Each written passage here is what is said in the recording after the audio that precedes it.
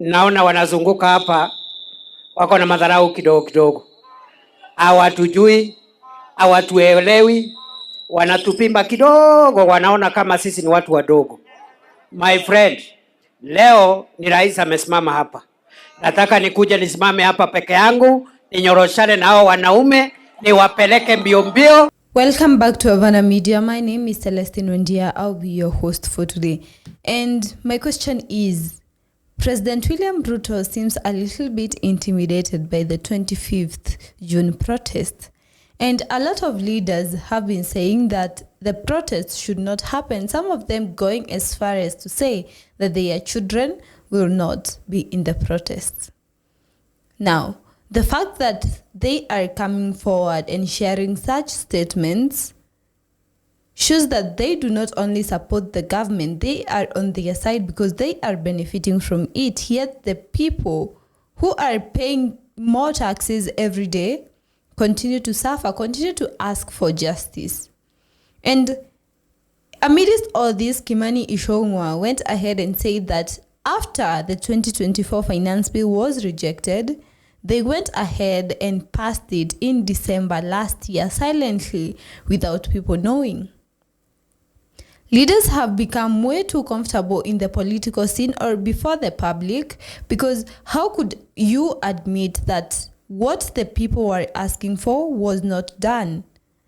Because people were asking for the whole finance bill last year to be scrapped out. And then he comes forward during a time, and remember, a lot of people died. It was a bloodbath fighting so that that finance bill could be cancelled. And then they went ahead, passing most of it silently without telling the Kenyans.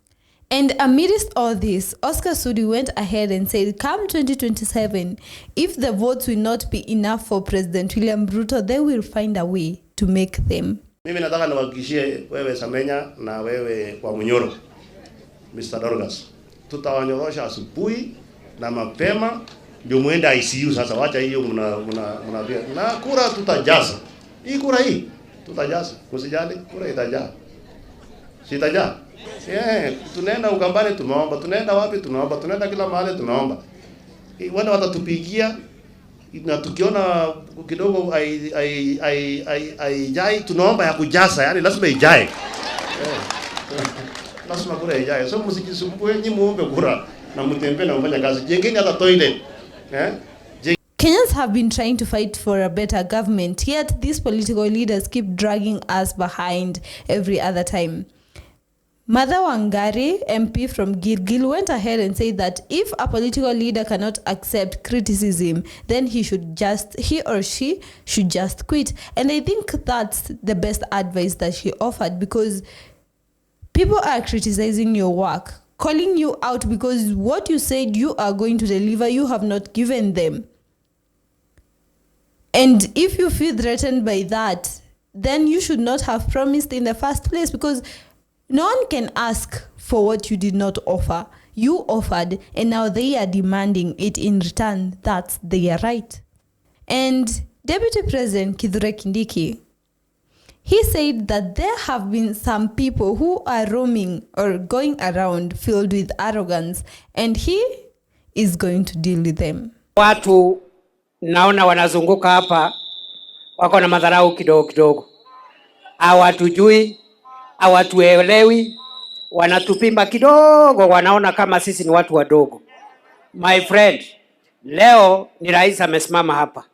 Nataka nikuja nisimame hapa peke yangu, ninyoroshane na hao wanaume, niwapeleke. And remember, Rigathi Gachagua said some time back that the government has some private units put aside in order to carry out the extrajudicial killings, the abductions.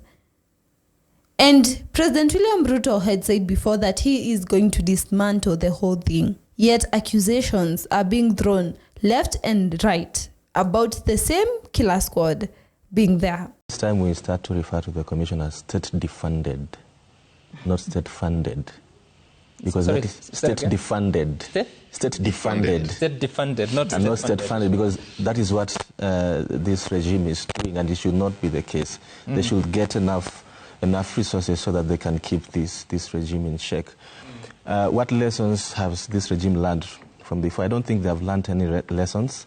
The goons that we saw on the streets last week, that was a form of informal repression. So informal repressions means the state covertly deploys goons, vigilante groups to curtail civil rights, so they come and maim, so that you do not point a finger back to state agents and say you did this. It is not a new phenomenon in Kenya. It happened in the 90s during the time of the late President Daniel Arap Moi. You remember the so-called Jeshi la Mzee.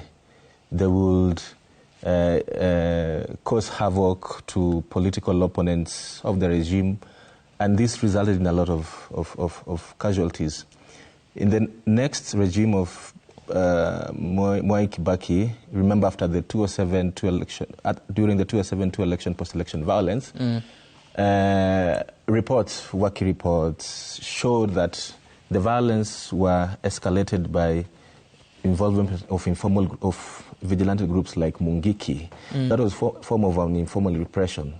When you come again to the time of Uhuru Kenyatta, anytime the opposition, at the time called NASA, would go on the street for different reasons, whether IBC or wherever, then the so-called Nairobi business community will emerge.